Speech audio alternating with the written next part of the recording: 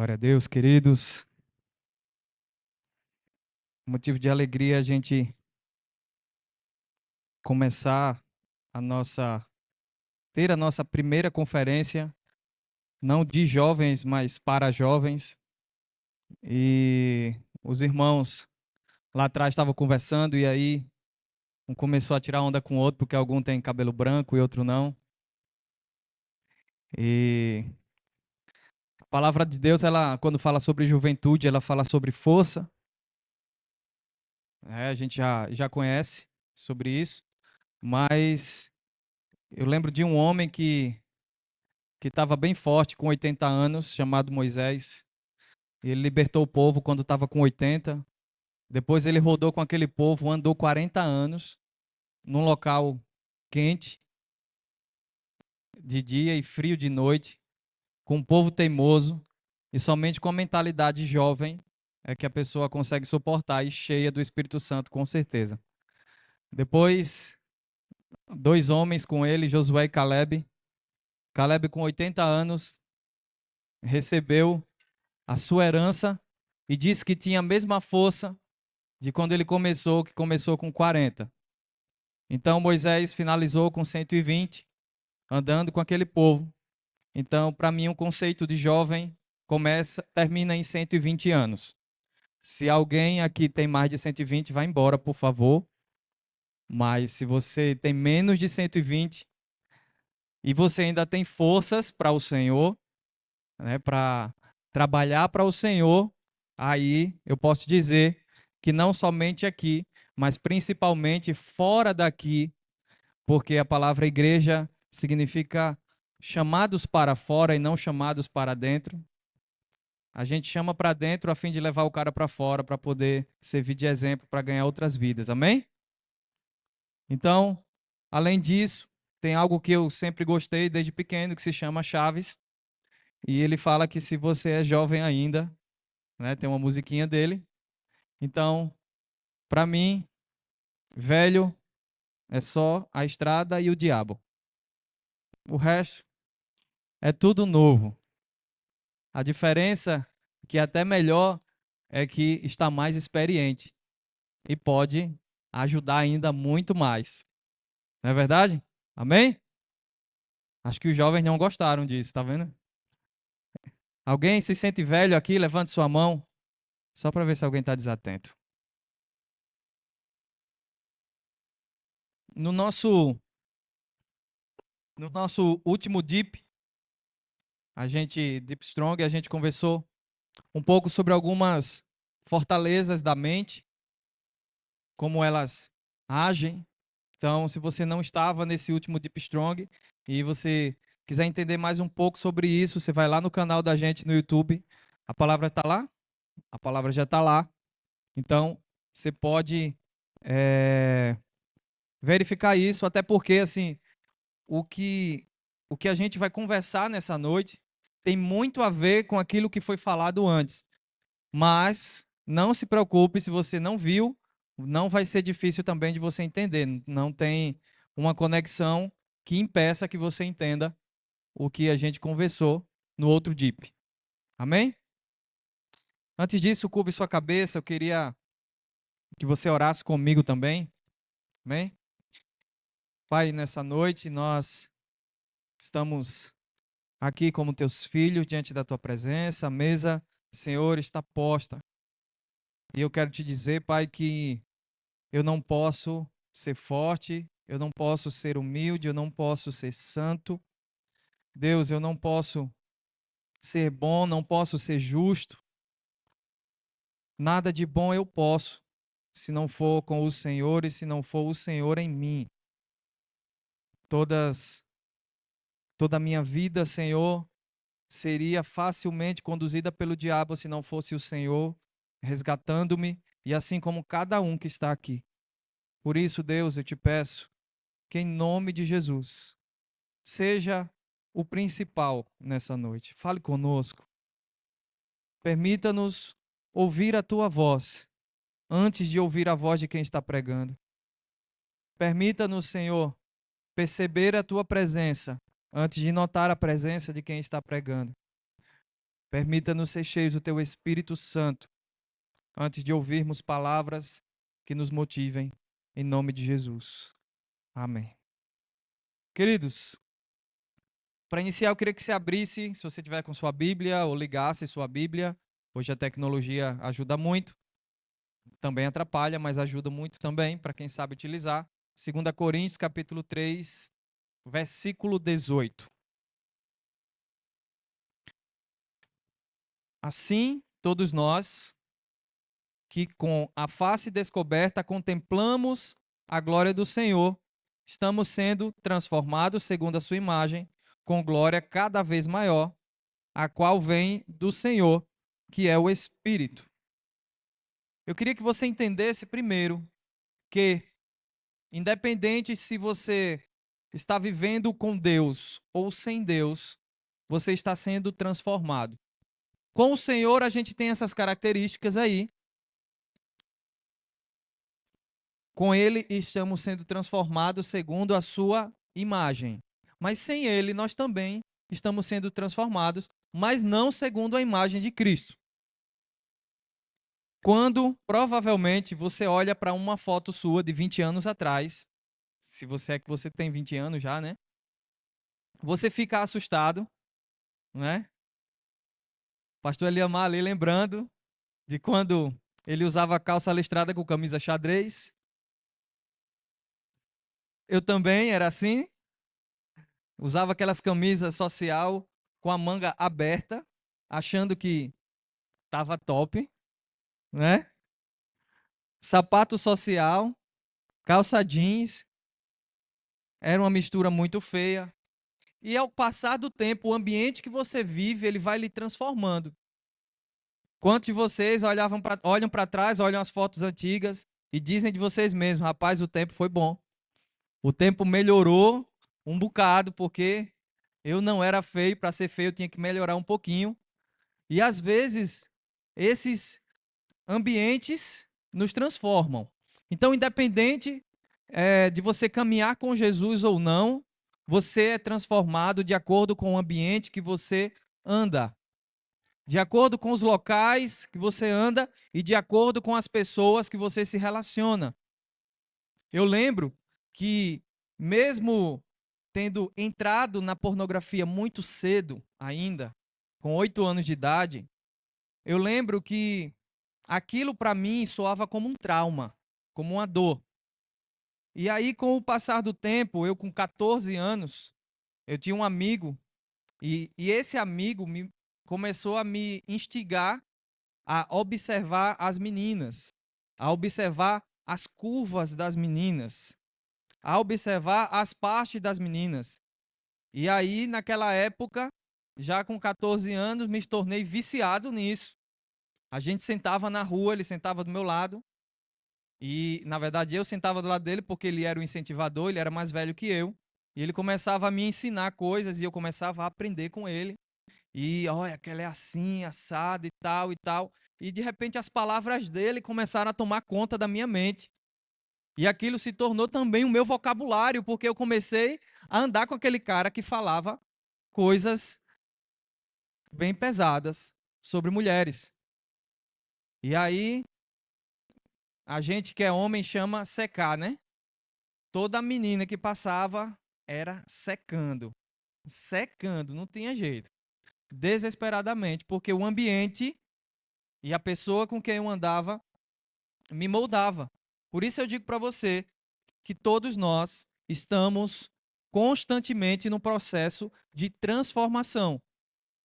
E é a partir daí que a gente vai seguir praticamente o que a gente conversou no último DIP, mas se você não ouviu, você não vai ficar também voando na situação, porque é uma continuidade praticamente que paralela, tá? Não é uma continuidade mesmo, é uma linha paralela ao que foi pregado. Um lado explica o outro. Então, se você ficou curioso, vá lá no nosso canal e dê uma assistida, tá? Mas a principal questão não é a transformação, porque essa é uma verdade e é uma constante. Não sei quem gosta de exatas, de matemática, mas Se você não gosta, você vai ouvir agora que isso é uma constante. E você já deve ter visto isso em matemática e em física também, o que é uma constante. Isso vai estar sempre acontecendo o tempo todo. Só que a questão não é a transformação, mas sim no que estamos nos transformando. A questão principal é no que você e eu estamos nos transformando. Isso aí vai me conduzir e te conduzir para o céu ou não. Queria que você desse uma olhada em Apocalipse capítulo 22, no versículo 11.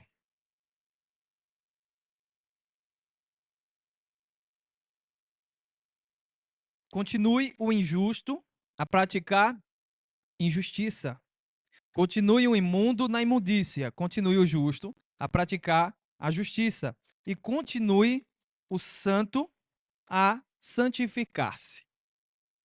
Nós nunca continuamos. Isso é do ser humano, tá? Nós nunca continuamos a fazer algo que nós não gostamos de fazer. Às vezes a pessoa pode dizer assim: "Ah, eu sou meio malicioso nas coisas. Eu queria mudar nisso". Mas se realmente você deixar de amar a malícia, você vai deixar de ser malicioso. Porque nós damos continuidade em tudo que nós amamos. Tudo aquilo que é objeto de amor nosso se torna uma continuidade daquilo que nós fazemos. Quer ver? Não precisa ser algo nem um objeto de tanto amor. Basta quem assistiu aqui o primeiro filme do Velozes e Furiosos, quando saiu o segundo, você quis logo dar continuidade. Saiu o terceiro, quis logo dar continuidade. Quando saiu o quarto no cinema, você já estava amando ser veloz e furioso. E aí você já queria ir para o cinema. No quinto, você já fazia caravana para ir para o cinema. No sexto, você estava querendo já usar o pingente do cara lá, que eu não sei o nome dele, do careca lá, do Vin Diesel. É Vin Diesel, né? Do filme? É ele? É, pronto. No sétimo, você já estava querendo aprender arte marcial com o Jason Statham. No oitavo, você raspava a cabeça, brincando. E queria ser um dos caras. E começava a imitar. Por quê? Porque geralmente aquilo que a gente ama, a gente começa a crescer naquilo que amamos. Crescemos naquilo que amamos. E aí, eu queria que você dissesse para a pessoa que está do seu lado: eu e você precisamos amar a Deus. Às vezes, é fácil para a gente dizer amar a Deus, né? Porque, por que nós precisamos amar a Deus? Porque o amor a Deus nos conduz a um caminho de volta ao nosso estado original. No início, no Éden, Deus criou homem e mulher, mas a Bíblia diz que ele criou a sua imagem e a sua semelhança. A partir do momento que nós amamos a Deus, nos tornamos parecidos com Ele e voltamos, é um caminho de volta ao estado original. Quando nós amamos a Deus, nós somos de fato quem nascemos para ser. Não há sentido em nada na minha vida e na sua se o amor a Deus não for o princípio, a base, o alicerce de tudo que fizermos. Como o pastor falou domingo, o pastor Manassés falou de um vídeo que o Dani mostrou sobre o chocolate suíço. Os caras se tornaram o melhor chocolate do mundo, mas porque eles faziam aquele chocolate como se estivesse fazendo para Deus. É muito simples. Perceba que, vou perguntar uma coisa aqui, tem muito empresário aqui? Quem é empresário? Quem tem sua própria empresa? 1, 2, 3, 4, 5, 6, 7, 8, 9, 10. Pronto. Existia um tempo que você não tinha sua própria empresa, amém? Não é? Nesse tempo que você não tinha sua própria empresa, você não trabalhava com tanta vontade, não é? Com tanto interesse, com tanto afinco, com tanta dedicação. Por quê? Porque você pensava, porque quem é empresário pensa dessa forma. Acontece comigo também. Meu irmão, estou enriquecendo os outros. Estou fazendo dinheiro para os outros.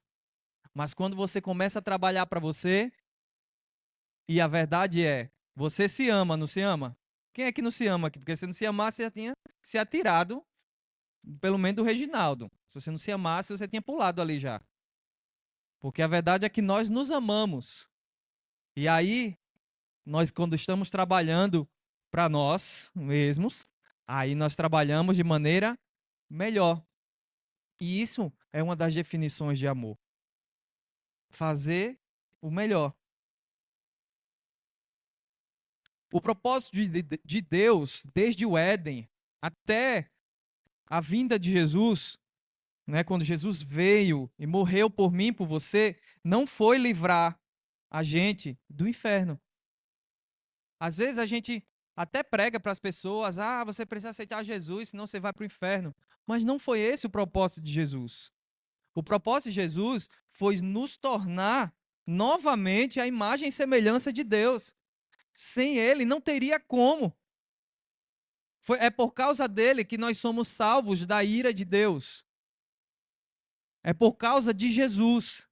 Não é por causa dos nossos esforços, não é por causa da nossa vontade, não é porque nós queremos, porque até nisso nós somos atrasados. Ele nos amou primeiro. Dá para entender? Até nisso a gente é atrasado, ele nos amou primeiro. Não tem como. Então é por causa de Jesus, porque lá em Romanos 8, 29, dê uma olhadinha. A palavra de Deus, ela diz assim: pois aqueles que de antemão conheceu, também os predestinou para serem conforme a imagem do seu filho, a fim de que ele seja o primogênito entre muitos irmãos. Jesus é a imagem perfeita de Deus. Certa vez, Felipe falou com Jesus e disse: Senhor, mostra-nos o Pai, e isso basta. E Jesus olha para ele e diz assim: há tanto tempo eu estou com você e você pede para ver o Pai? Quem me vê, vê o Pai. O que é que Jesus estava dizendo? Eu sou a imagem e semelhança do Deus vivo. Você está olhando para mim, você está vendo o Pai. Se você se torna parecido comigo, você se torna parecido com o Pai. Está dando para entender? Você tem alguma dúvida de que Jesus ama a Deus sobre todas as coisas? Por isso que ele é a imagem do Pai. Nós é que muitas vezes, e na maioria delas, não conseguimos ainda amar a Deus sobre todas as coisas. Por quê? Porque nós temos um conceito errado de amor. E antes de continuar, a gente precisa quebrar esse conceito. O amor não é uma emoção irresponsável. Ele não é uma paixão que tira o controle de nós mesmos. Essa versão de amor que tira o controle de nós mesmos é a versão romana. É o amor romântico. Essa versão que é ensinada por Roma, ela é aquela que nós somos vítimas da flechada do Cupido. Ele acertou o coração de alguém e essa pessoa ama outra pessoa. Mas o amor não tem nada a ver com isso. Ele não faz a gente perder o controle sobre os nossos sentimentos. Então, para entender como amar a Deus sobre todas as coisas, porque amando a Deus sobre todas as coisas, nós construímos a nossa identidade em Deus. E o que mais falta no mundo em que vivemos é identidade.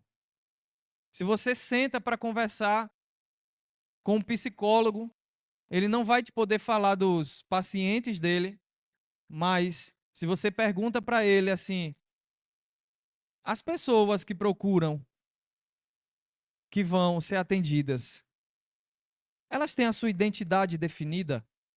Não, elas não têm. Elas têm dúvidas de tudo quanto a si mesmo.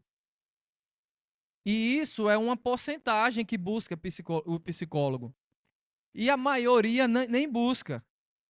Muitos de nós, muitos dos que estão sentados aqui, não têm ciência, não têm consciência do que serão em Deus daqui a um ano. Não têm consciência do que precisam fazer na presença de Deus, como viver para Deus. Tem dificuldades em se ajoelhar e orar e buscar a Deus, porque não sabe o que está fazendo. Se ajoelha e diz: o que é que eu estou fazendo aqui? Que horas termina esse monólogo? Muitos têm dificuldades de levantar as mãos. Por quê? Porque passaram por tantos problemas em casa e não conseguiram vencê-los ainda, e acha que vão ser motivo de zombaria quando levantarem as mãos. Foram motivo de zombaria durante muito tempo na sua vida, quando pequenos, e isso os traumatizou, mas não é uma desculpa. E por causa disso, diz assim: esse povo está pulando na presença de Deus, isso é na carne. E começa a estipular maneiras. Quando nós começamos a estipular maneiras nossas próprias de estar na presença de Deus, estamos entrando exatamente no farisaísmo. Não tenho tempo de explicar sobre farisaísmo agora, mas eles criaram tantas regras que tornaram impossível o acesso a Deus na época deles, tá? Então, essa maneira de amar que eu estava falando sobre o cupido faz com que você, quando pensamos dessa forma, fiquemos esperando nos apaixonar por Deus. Eu quero me apaixonar por ti, Senhor. Ser arrebatado por ti nesse amor. Esperando que as emoções no culto aconteçam e você chore e aquilo te encha de alegria e de prazer. E às vezes nós acreditamos que Deus não habita mais no meio dos louvores, ele habita no meio das emoções. Que Deus não está mais no seu trono de glória, ele está somente no nosso coração, nos fazendo chorar ou rir. Não que isso não vá acontecer, mas isso é uma consequência. Isso não é algo que predefine o amor a Deus. Perceba que muitas vezes, muitas pessoas, quando choram no culto, a primeira frase que sai de suas bocas é: o culto de hoje foi uma bênção. A presença de Deus estava evidente nesse culto. Mas no culto que não chora, não pensa da mesma forma.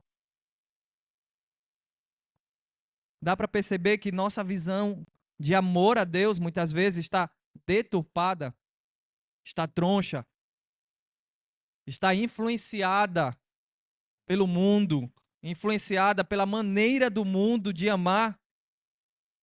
Jovens se conhecem e se relacionam na maneira do mundo. Por quê? Porque o coração não sabe o que é amar a Deus. Quando eu ou você nos relacionamos com a pessoa esperando um toque sentimental, um toque emocional, é porque nós queremos amar da maneira do mundo. E a mesma coisa a gente transfere para Deus. É por isso que amar a Deus, diz para quem está perto de você, amar a Deus não é um sentimento, é uma ordenança. Se não fosse tão importante amar a Deus, você acha que ele colocaria isso como o primeiro mandamento? Se isso não definisse todos os outros, porque o próprio Jesus disse: o primeiro mandamento mais importante é amar a Deus sobre todas as coisas, e o segundo é o próximo como a ti mesmo. Isso não definiria a sua vida? Ele cortou todos os outros, mas ele não anulou todos os outros, porque todos os outros mandamentos estão escondidos em Deus. Quando nós amamos a Deus sobre todas as coisas e o próximo como a nós mesmos, nós estamos cumprindo todos os outros mandamentos por consequência. Queria que você olhasse aí Marcos capítulo 12, versículo 29 e 30. Isso perguntaram para Jesus sobre os mandamentos. E ele disse assim: o mais importante é este: ouça Israel, o Senhor, o nosso Deus, é o único Senhor. Ame o Senhor seu Deus com todo o coração, com toda a sua alma, com todo o seu entendimento e com todas as suas forças. Diga para a pessoa que está do seu lado: café. Café, coração, alma, força, entendimento. Café. Então, nunca esqueça desse versículo. Quando você lembrar, esquecer, você lembra do café. E aí você não vai esquecer mais. Coração, alma, força e entendimento. Mas quando a gente bota essas 4 características, quando a palavra está falando ame a Deus de todo o seu coração, ela coloca a figura de Deus como pai. Pai é aquela pessoa que mora no nosso coração. Eu vejo muitos vídeos de crianças, eu gosto mais de ver. E às vezes eu vi ontem um vídeo, uma criança, uma menininha, a menininha aí eu vi o barulho da porta abrindo. Aí quando, me desculpem as mães, tá? Quando abriu a porta que olhou, aí ela, papai, papai, papai, aí abriu a porta. Quando olhou era a mãe, ela, mamãe. Aí ela voltou. Porque a palavra do pai, ela é diferente. A palavra do pai, ela tem um nível de autoridade, sacerdócio, unção, que influencia para toda a vida do filho. Por que você acha que o diabo investe tanto em destruir o pai? Em destruir a paternidade? Porque quem você é hoje, se você ainda não, se você ainda não foi transformado em Deus no Espírito, é exatamente o que o seu pai deixou. Exatamente o que o seu pai formou. Aí você diz, mas meu pai foi embora. É por isso que você está assim. Eu digo porque eu vivi isso. Meu pai não foi um pai dentro de casa, ele só era um pai de pagar as contas. É por isso que você está assim. É por isso que você vive dessa forma. Então, coração, pai, alma, alma, alma são vontades. Alma é Senhor. O Senhor é que determina a vontade do seu escravo. O escravo queria comer. O Senhor disse: não, você não vai comer agora não. Primeiro como eu. Depois você come. Então, quando nós amamos o Senhor de toda a nossa alma, nós estamos dizendo assim: estou rendido à tua vontade. Foi engraçado essa semana, eu falei sobre isso no outro DIP, mas eu vou falar novamente sobre isso porque aconteceu algo muito engraçado essa semana. Eu falei, eu disse que eu me tornei a pessoa que eu não esperava me tornar, aquele que ora por uma vaga para estacionar. Lá embaixo é difícil estacionar, e aí eu, dirigindo o carro, aí eu sempre oro pela vaga. Quando foi ontem, eu esqueci de orar por uma das vagas. Não tinha vaga. No horário que eu não orei, não tinha vaga. Eu falei, meu Deus. Aí eu saí, rodei, rodei, rodei, rodei. Eu falei, meu Deus, cheguei atrasado. Já estava atrasando, atrasando. Cheguei atrasado na casa do aluno 16 minutos. Achei uma vaga na outra rua, bem longe. Aí quando saí dessa, eu falei, Senhor, eu não orei por essa vaga, mas eu tô indo para outro. Pai, me dá uma vaguinha. Mas eu queria pedir um pouquinho mais, uma vaguinha na sombra. Tá tão quente. Quando eu chego lá, a vaguinha na sombra, eu falo, glória a Deus. Eu começo a glorificar a Deus no carro. O servo, ele sempre pergunta ao seu senhor antes de fazer qualquer coisa. E quando termina de fazer tudo aquilo que o seu senhor mandou, ele pergunta para o seu senhor: ainda tem mais alguma coisa para eu fazer?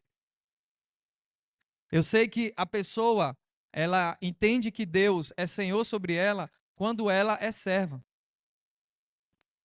Pastor Eliamar, o Diego, o pessoal também do backstage também são dessa forma.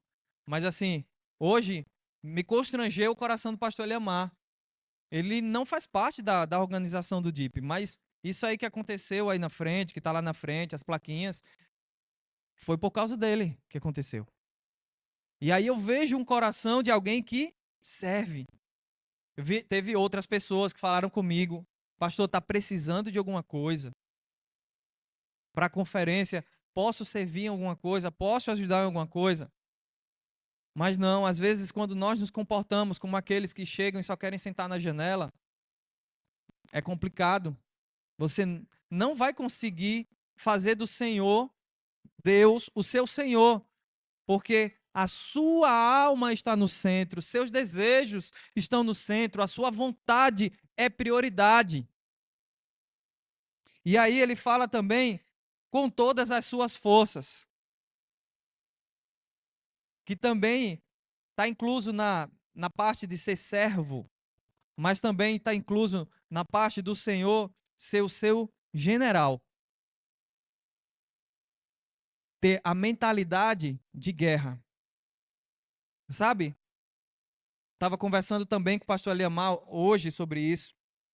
Terça-feira foi um dia atípico para mim, foi um dia atípico para ele e para outro, para a pastora Thaís também, para outros pastores também, não foi? Porque foi um dia que a gente parava para orar, se ajoelhava e a mente não funcionava. Era nada com nada. E eu falei, meu irmão, que dia doido. Foi 20 minutos falando nada com Deus, até que rompesse em oração. 20 minutos.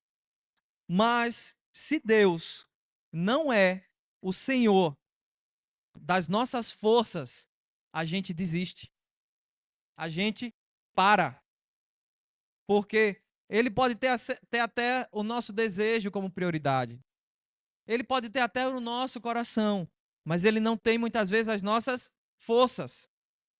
Às vezes você não vai ter força para orar. Às vezes você não vai ter vontade de orar.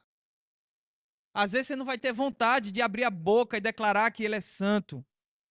Mas é com todas as suas forças que você tem que fazer isso. Davi disse: bendizei a minha alma ao Senhor e tudo que habita em mim. Bendiga o seu santo nome.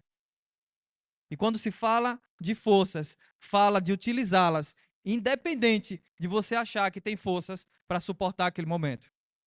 Quando se fala de forças, se fala de utilizar até a última gota. Não sei se você assistiu aquele filme Até o Último Homem. Se não assistiu, assista, é um filme fantástico. O cara decidiu não matar ninguém, mas ele decidiu salvar todos que ele conseguisse salvar até o final, com todas as suas forças. E por último, ele fala de todo o teu entendimento. Isso significa que o teu mestre, o teu professor, o teu rabi é o Senhor Jesus. Muitas vezes nós queremos servir a Deus, até é pau para toda obra aqui na igreja. Se disser assim, ó, vamos lavar o carpete e enxugar com o cabelo, o cara vem. É força, é alma, é coração. Mas termina toda semana, pecar, cair, levantar, pecar, cair, levantar, pecar, cair, levantar, porque não permite que o Senhor entre no seu entendimento e mude sua mente, mude sua maneira de pensar e leve-o a um novo nível de intimidade e profundidade em Deus. Deus precisa atingir os 4 níveis em mim e em você: coração, alma, força e entendimento. Por isso que Jesus fala que nós devemos amá-lo totalmente. O amor por Deus, ele não vem de nós, mas ele vem do arrependimento. Ele vem de um entendimento que eu preciso mudar o rumo da minha vida. Será que pense assim comigo, a sua vida já está no caminho certo? Se você continuar do jeito que está, caminhando no automático, vai dar tudo certo na sua vida? Se a resposta for não, precisa se arrepender. Se a resposta é não, eu e você precisamos nos arrepender.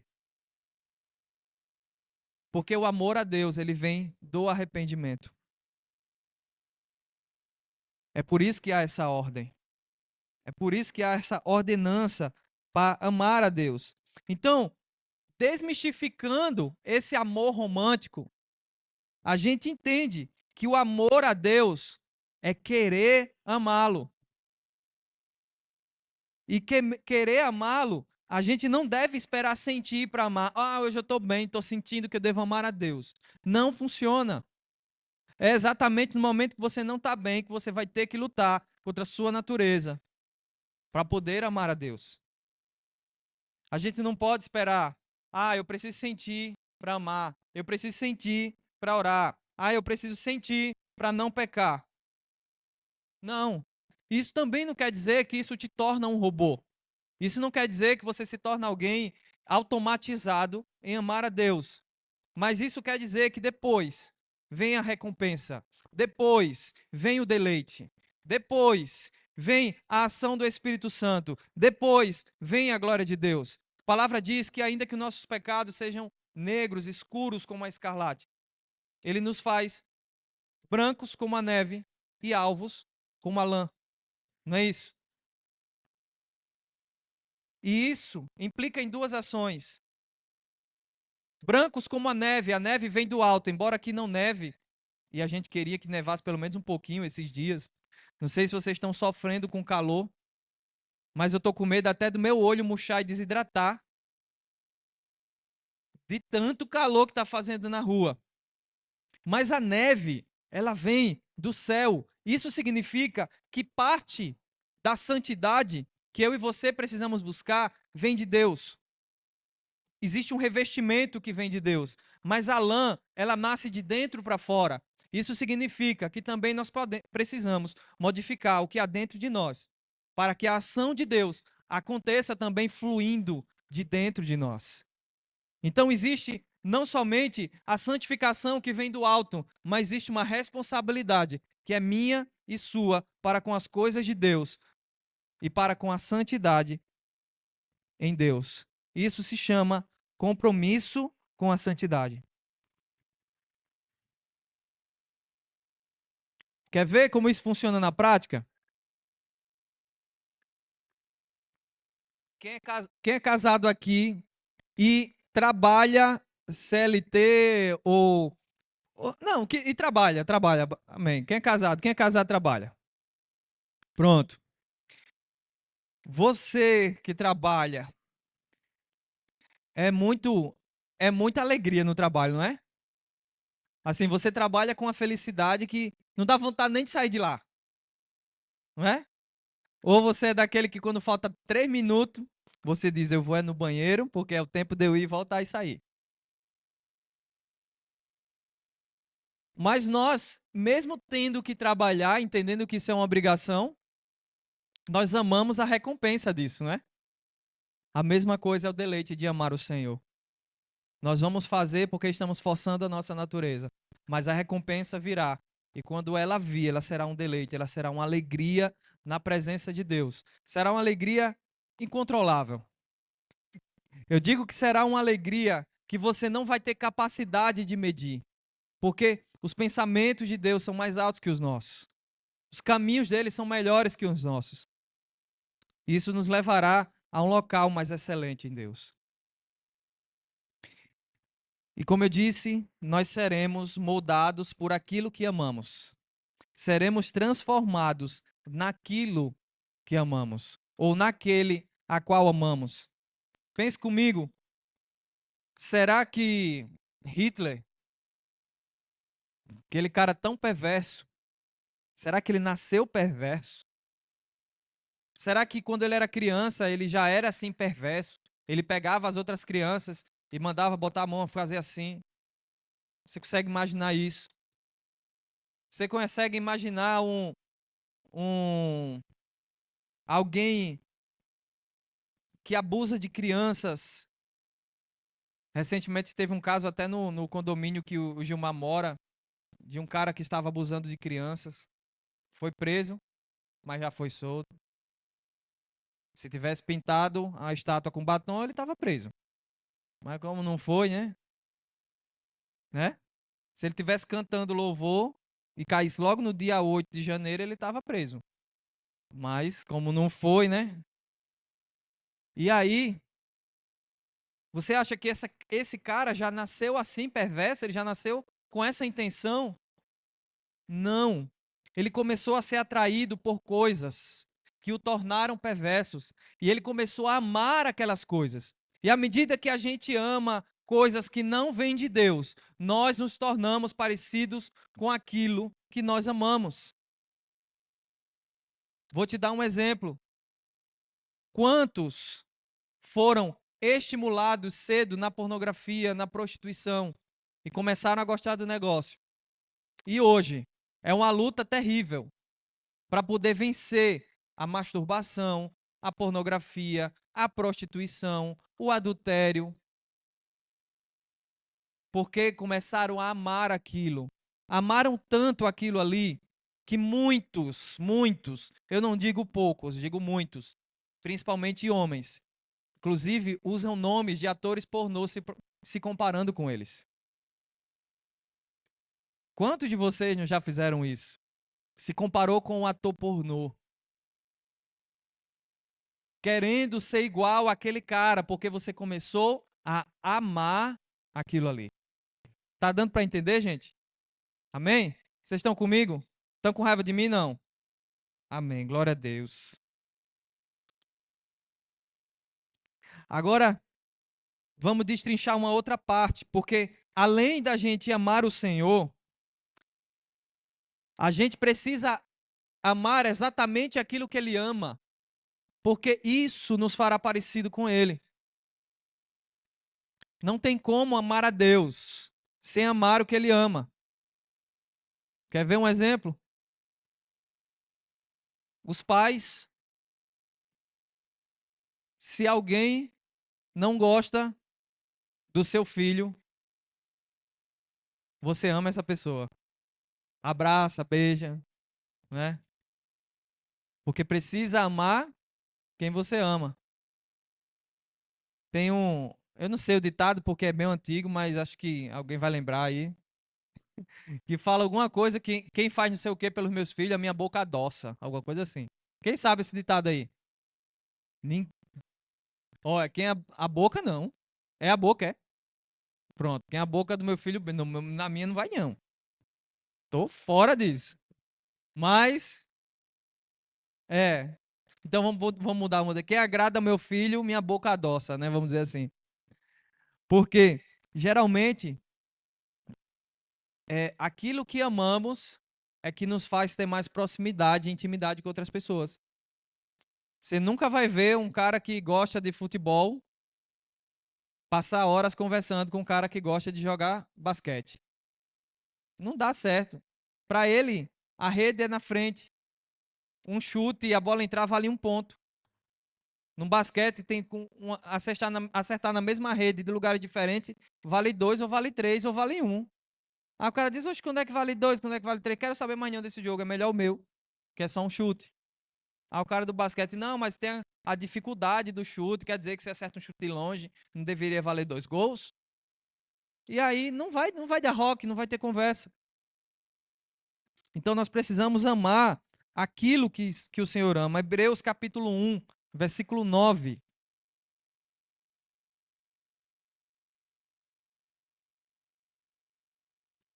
Porque amas a justiça e odeias a iniquidade.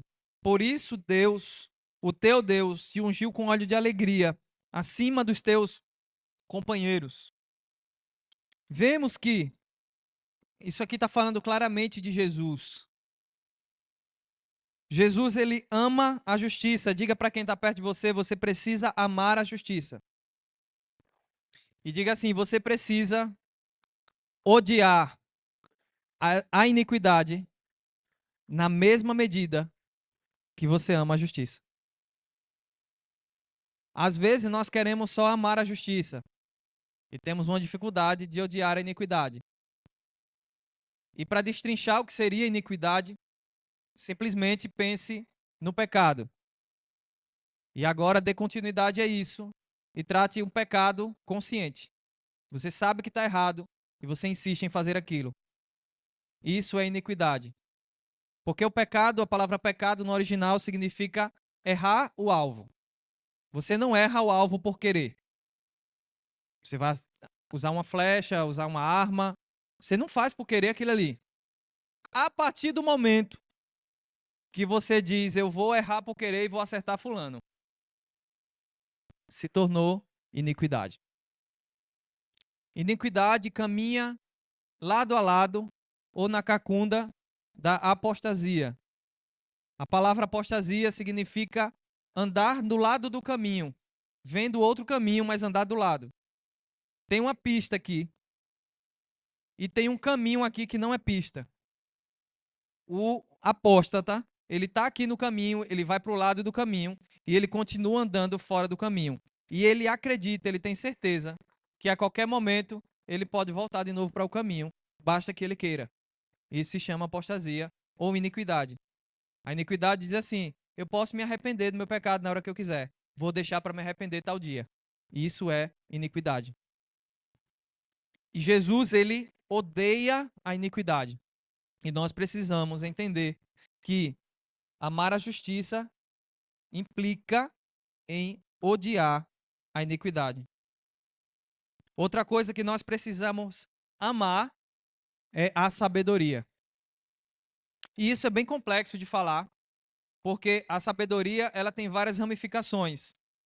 Por exemplo, ela tem uma ramificação que chama filosofia. Filosofia é uma palavra grega que vem da palavra philos, ou philéu, que é o amor ao irmão, e a continuação dela significa sabedoria.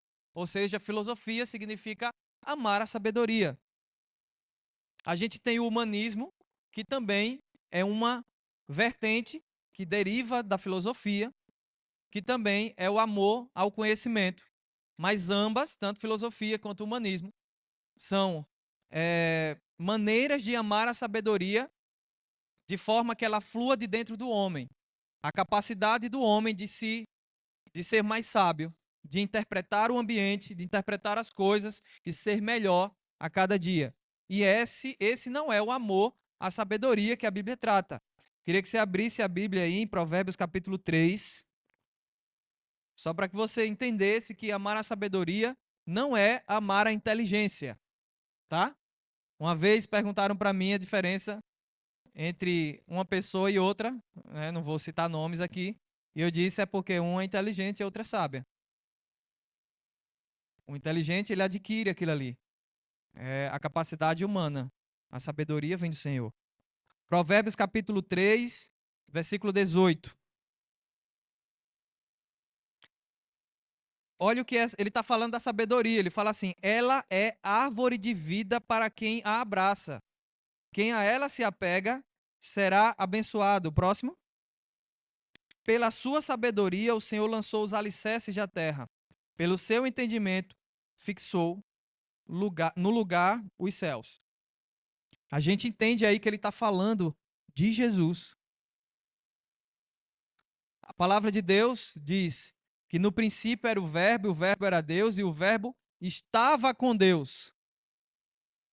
No princípio de tudo. E esse Verbo é Jesus. Ele se fez carne e habitou entre nós. Então, quando a gente entende isso, a gente entende que Jesus, pela sua sabedoria, se a gente substitui por Jesus, fica fácil também. Ou substitui por Verbo. Pelo Verbo, o Senhor lançou os alicerces da terra. No versículo anterior, bota no 18, por favor, fala que ele, no caso, ela, a sabedoria, né? Falando de Jesus também, é árvore de vida. Podemos dizer também que Jesus é o pão que desceu do céu. Ou seja, aquele maná que estava lá também é Jesus. Então, amar a sabedoria é amar a Jesus. Outra coisa que também é muito importante é amar a verdade. A Bíblia diz: não mintais uns aos outros. Amar a verdade. E amar a verdade implica em dizer a verdade quando você vai se prejudicar com aquela verdade. Porque falar a verdade aleatoriamente é fácil. Mas como é que você se comporta quando você vai se prejudicar com aquela verdade? Dizer aquela verdade vai lhe expor. Vai dizer que você errou ou que você falhou. Isso é amar a verdade. Jesus disse: eu sou o caminho, a verdade e a vida, e ninguém vai ao Pai a não ser por mim. A verdade é um instrumento de libertação. E todo aquele que é livre é filho de Deus. Você ser liberto te torna filho de Deus.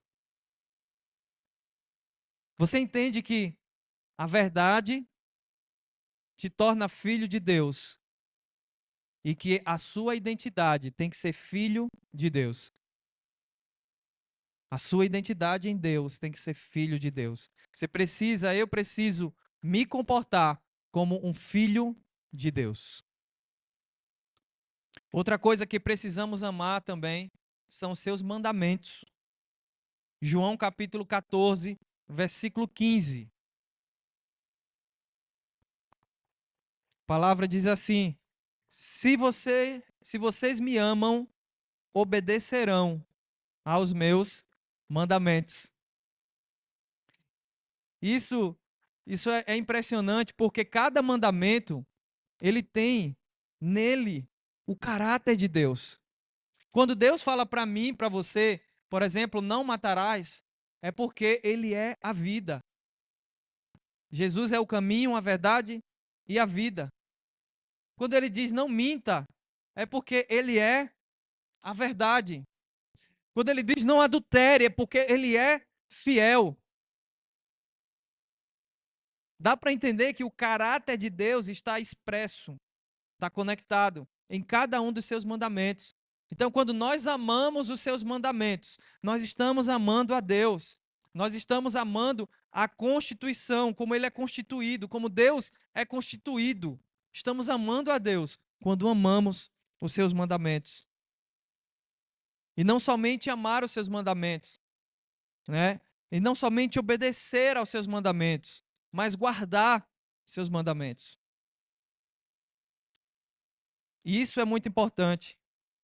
Eu já conversei com vários aqui sobre várias coisas. Já conversei com pessoas que fizeram judô como eu fiz. E é impressionante como algumas pessoas conhecem o nome de cada técnica que utilizava no judô, cada queda, cada movimentação. Mas é impressionante também como as pessoas desconhecem cada versículo da Bíblia. Não conseguem guardar. É impressionante como muitos conhecem a escalação do seu time favorito, sabe o nome do técnico, sabe onde é que ele mora, o valor da mansão que cada jogador mora, sabe o time reserva, sabe como o time vai ser escalado, sabe como vai ser a tática, mas não sabe como Deus age na vida dele através da palavra, porque não conhece um versículo bíblico. Salmo 1 fala que a gente deve meditar na lei do Senhor dia e noite. Isso seria impossível.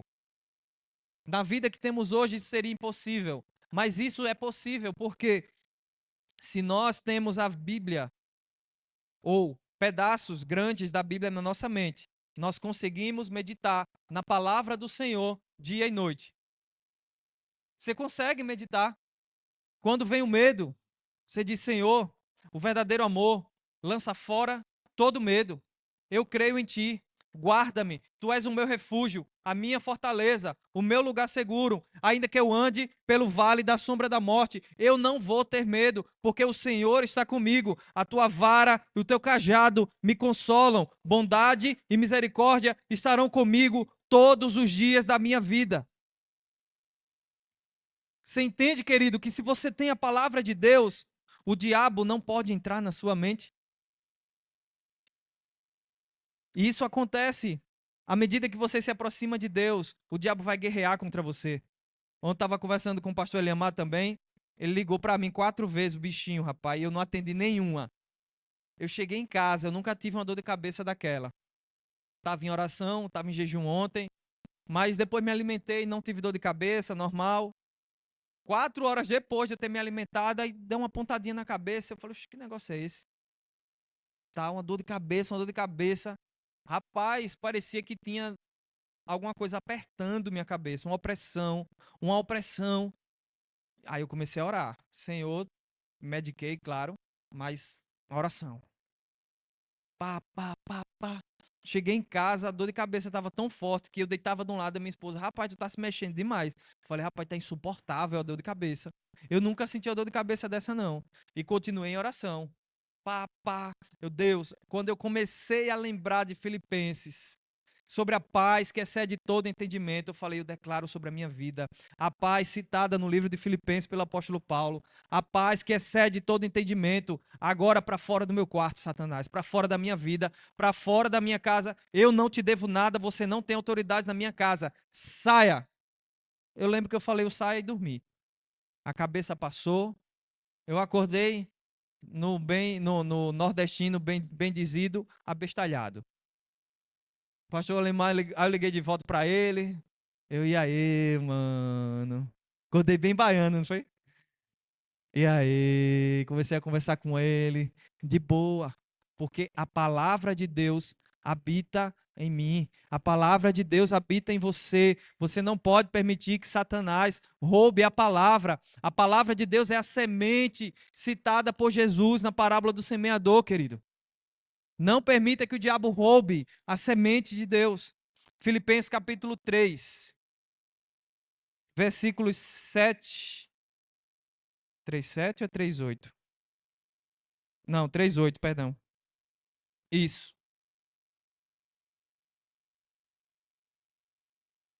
Espera aí, que agora fui eu que errei aqui.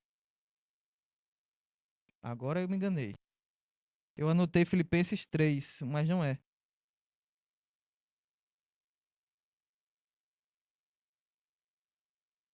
É 4, perdão. 4:8. Finalmente, irmãos, pensem em tudo que for verdadeiro, tudo que for digno de respeito, tudo que for justo, tudo que for puro, tudo que for amável, tudo que for de boa fama e tudo que houver alguma virtude ou algo de louvor, ponham em prática tudo que vocês aprenderam, receberam, ouviram e viram em mim. O Deus da paz estará com vocês. Em uma outra versão, no final, ele diz assim: nisto pensai. A minha mente e a sua mente pode ser terreno para a palavra de Deus, mas pode ser terreno também para as sementes de Satanás. Você não pode impedir que os pensamentos venham, mas você pode impedir que essas aves façam ninho na sua cabeça. Enxote cada pensamento, mande para longe, mande para distante de você. Uma outra coisa que nós precisamos amar, como eu estava falando, é a oração.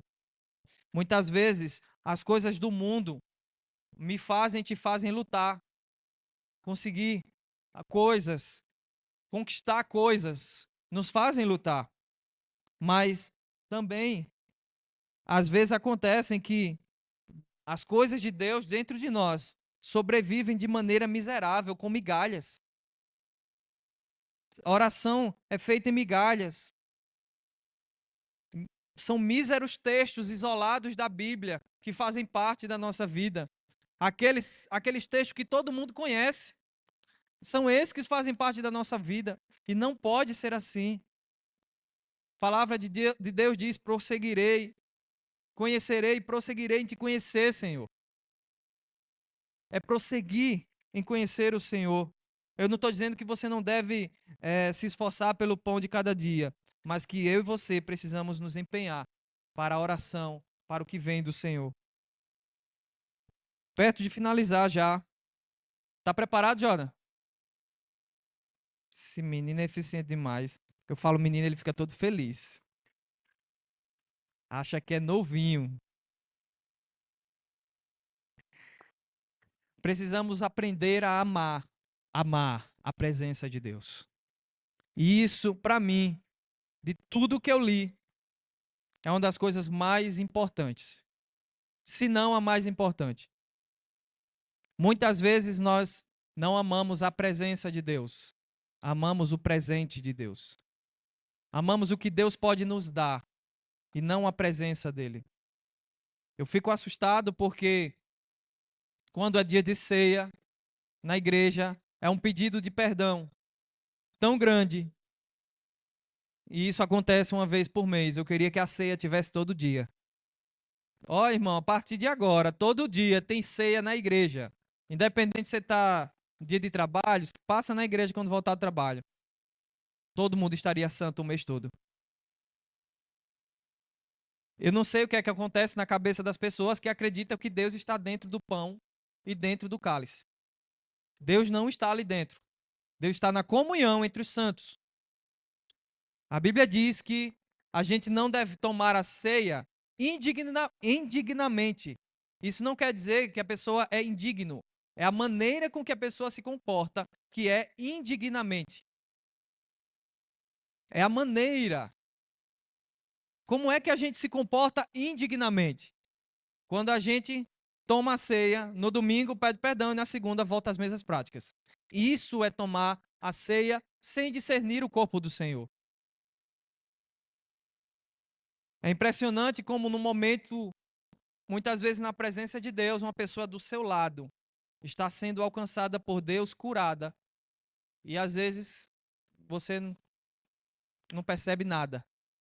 Tá ali, boiando, parecendo aquelas boias de praia no meio do mar, sendo só levado pelo som. Alguém dá um grito, aí tu fala assim, outro fala glória a Deus, aí tu vira. Não sei o quê. Só uma curiosidade monstra, mas mudança de vida zero. Queria que você olhasse. Não precisa. Bota só no Salmo 73, versículo 25, por favor.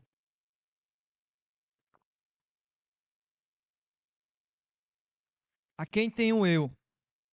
A quem tenho nos céus, senão a ti? Não há ninguém na terra que eu deseje mais que a ti. Esse Salmo 73 é um salmo de Asaf. Asaf, nesse salmo, depois tenha curiosidade, leia, anote esse salmo, é importante você ler. Ele fala assim: eu quase me desviei. Eu comecei a olhar para a riqueza dos ímpios. Eu comecei a olhar para a vida dos ímpios. E eu desejei aquilo. Eu tive inveja. E ele não notava mais que a presença de Deus estava com ele. De certa forma, ele começou a sentir fastio de Deus, fastio da presença de Deus. Ele não queria mais estar diante do Senhor. Ele não fazia mais questão, porque ele queria agora ser como os ímpios, ter a riqueza que os caras têm, ter o carro que o cara tem, ter a vida que o cara tem, mas ele não queria mais a vida de Deus. E aí, a partir do versículo 25, ou um pouquinho antes, ele começa a reconhecer novamente a presença de Deus. Não precisa abrir, mas no Salmo 139 fala que o Senhor nos conhece. Ele nos sonda e nos conhece. Diz: se você for ao mais fundo do oceano, o Senhor vai estar lá. Se você subir ao céu, o Senhor também vai estar lá. Se você fizer uma cama entre os mortos, o Senhor está lá também. Porque a presença de Deus tange todos os lugares. O que nos afasta dessa presença é só a nossa falta de capacidade de perceber que o Senhor está conosco por onde andamos. Porque muitas vezes somos guiados pelos nossos próprios sentimentos. Diga para a pessoa que está do seu lado: pare de dar desculpas. Elas não te levarão a lugar nenhum.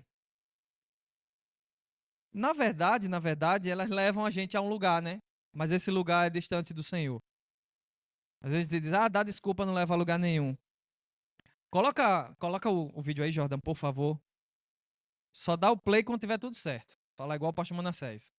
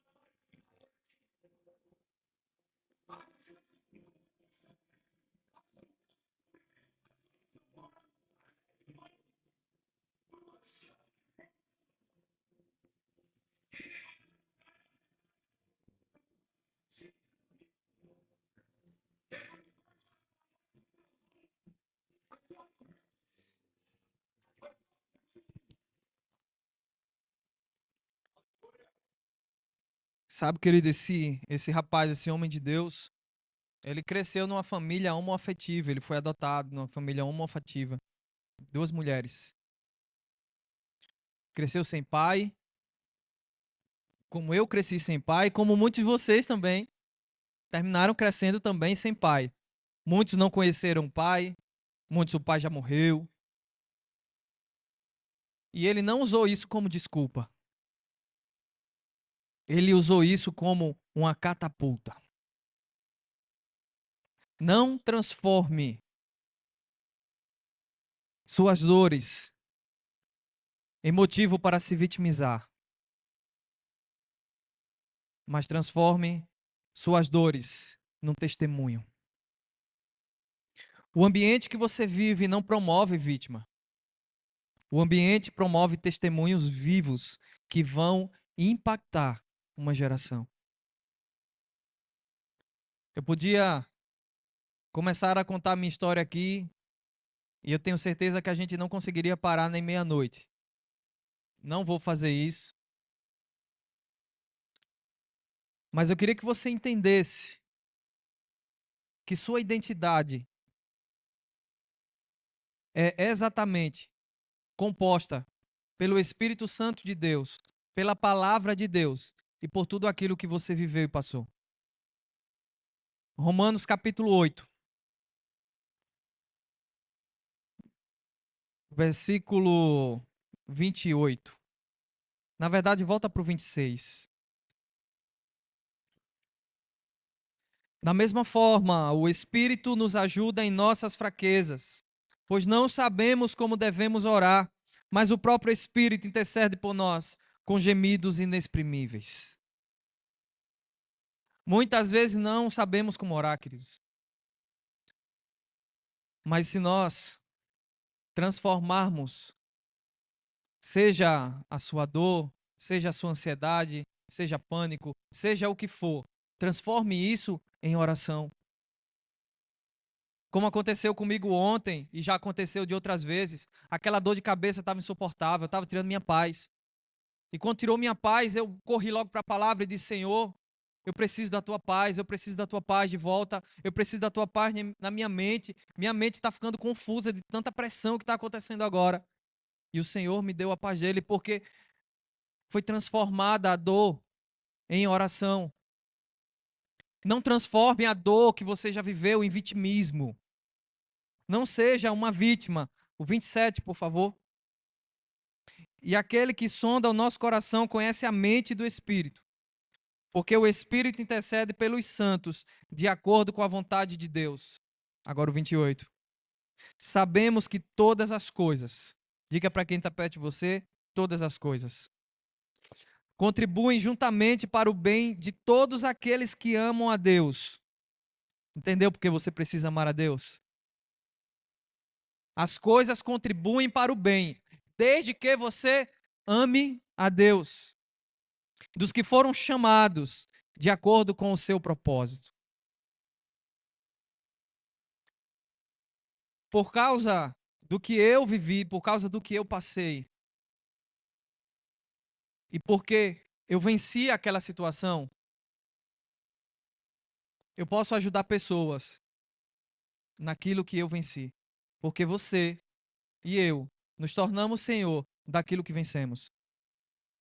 Se o seu problema quando era mais novo foi a falta de paternidade, você venceu isso, você se torna Senhor sobre isso e você vai ser pai de multidão.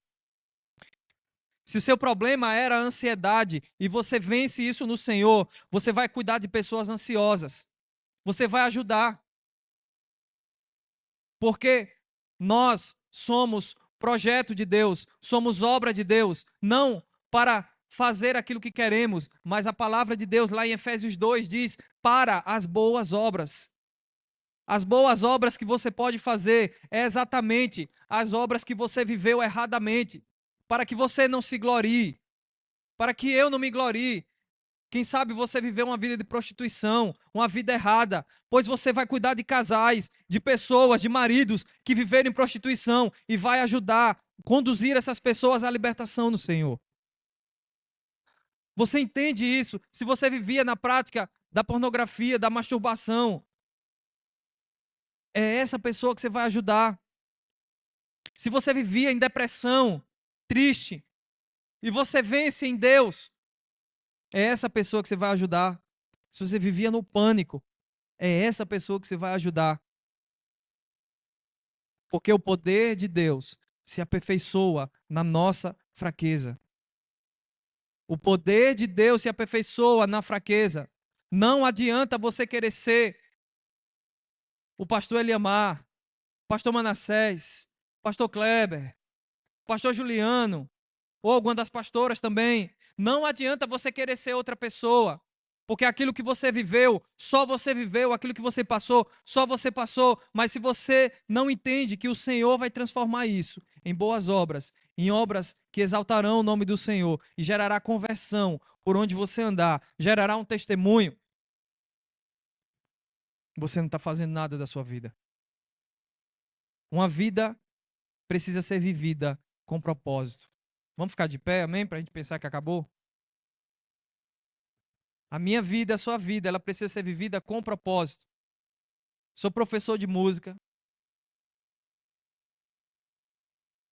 Ouço muitas vezes dos pais, das mães, dos meus alunos, dizendo assim: professor, eu tenho vídeos dos meus alunos falando isso para mim.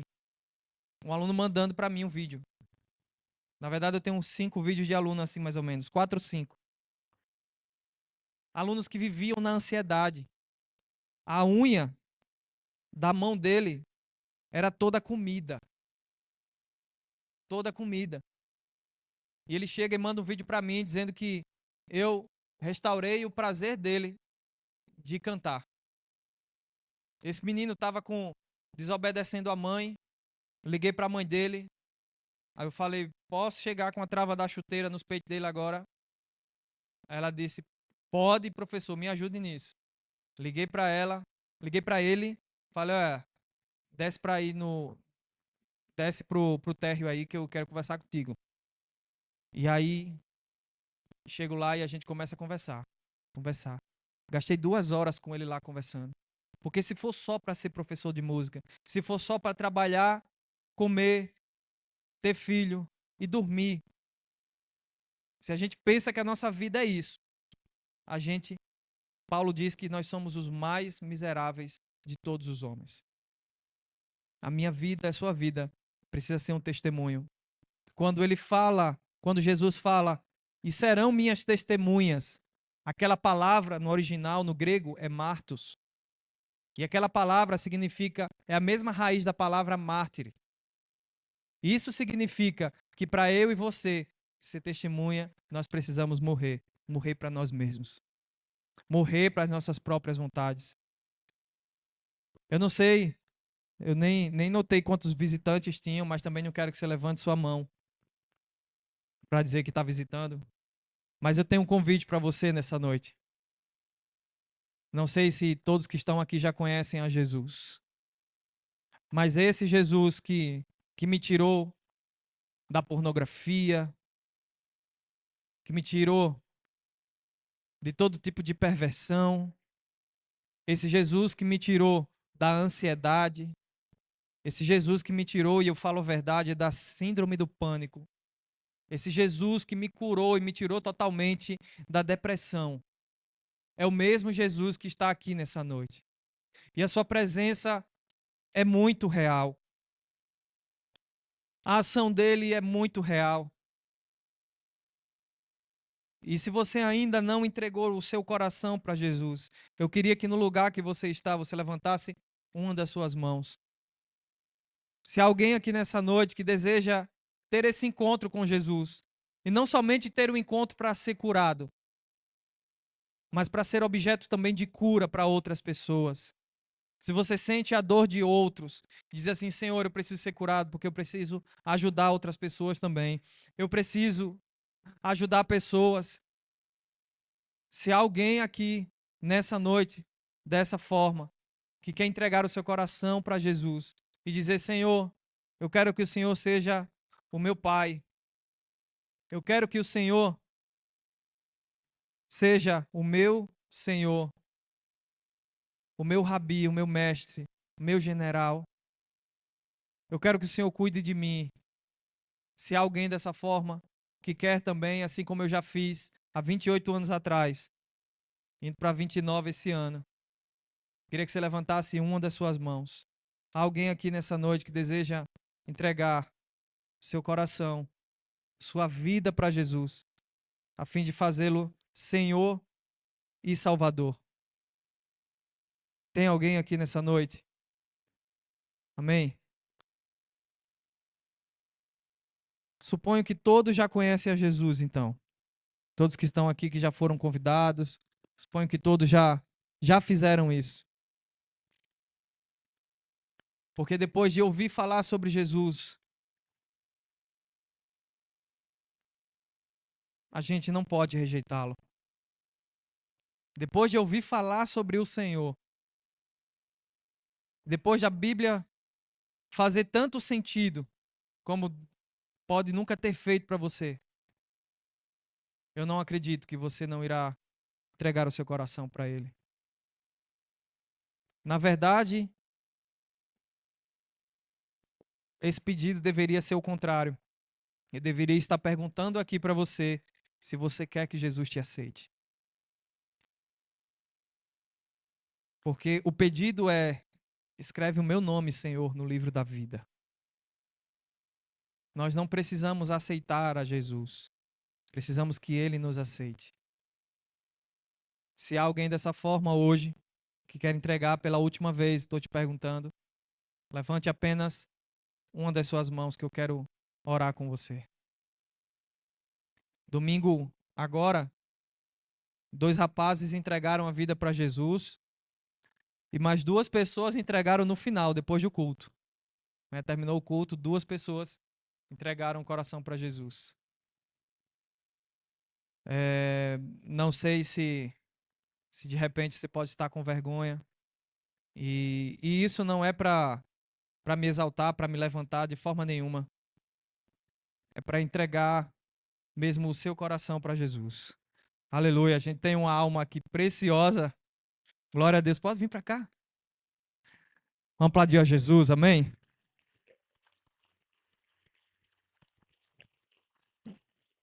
Aleluia.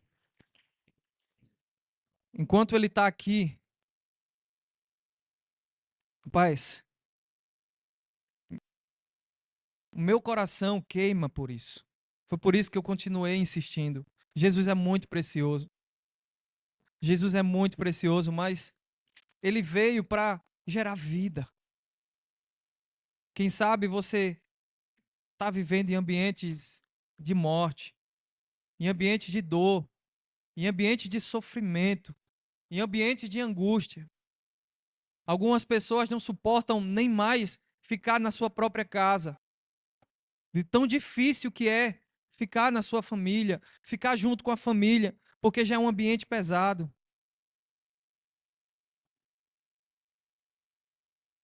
Eu percebo no meu espírito que existem ainda pessoas querendo entregar o coração para Jesus. Isso não é falácia. Eu percebo no meu espírito que há uma necessidade hoje de entrega do coração para o Senhor. Mas eu quero te deixar também bem à vontade, porque entregar a vida para Jesus é um ato de muita coragem. Porque você não vai mais viver para você mesmo. A sua vida vai precisar de mudança. Mas se ela não precisa de mudança, fica do jeito que você está. Não vem. Se você acha que está tudo bem do jeito que está, não vem para cá. Se você acha que você não precisa disso, não vem para cá. Mas se você enxerga aqui, você precisa mudar de caminho, de rota. Como eu falei no começo, na verdade, como a palavra fala, eu não sou nada. Se você percebe isso, enquanto a gente vai estar orando aqui, eu queria que você viesse aqui à frente. Não precisa nem levantar sua mão. Você pode vir.